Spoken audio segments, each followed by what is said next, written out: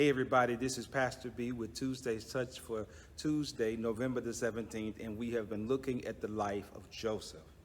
We last left Joseph prepping Egypt for the entire Egyptian empire, for a famine that was to come. He's been made second in command over the entire Egyptian empire so that the nations around had to come to him for food.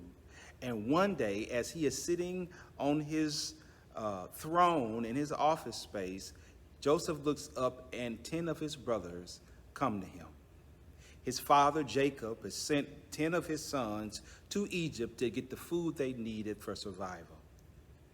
Now, the last time that they saw their brother Joseph, he was not dressed in the royal Egyptian clothing of an Egyptian leader, and as a result, Joseph recognized them, but they did not recognize him.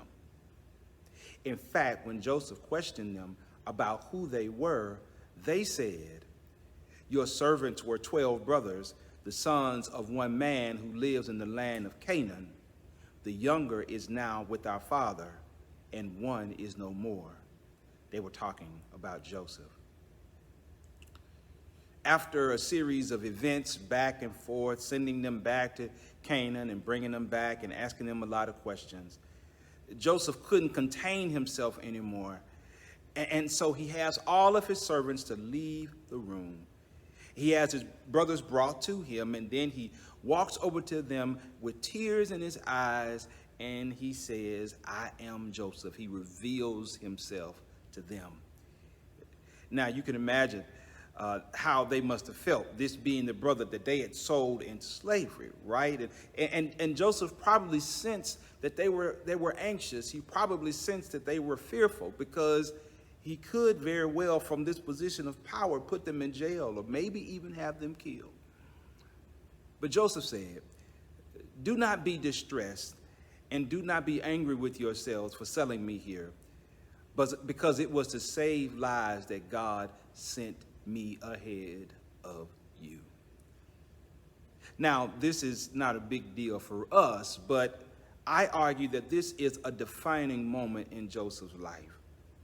In the face of the brothers who had caused him unbelievable pain, having the power to take revenge on them, Joseph chooses to look at what God has done in his life and focus on that instead of what they had done to him.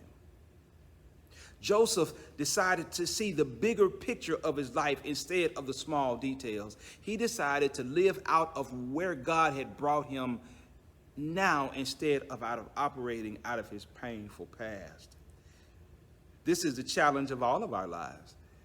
The challenge of making decisions based on our entire life instead of what's going on right now. The challenge of responding to the long view of life's possibilities instead of responding to the snapshots of today's issues. And this is difficult because by nature, we're more likely to respond to what's happening now, right? I'm hungry, so I eat right now. I'm cold, so I get a blanket right now. I'm hurt. I have been hurt. I've been wronged, so I need to hurt and wrong and get revenge right now. But Joseph chose not to do that, of course.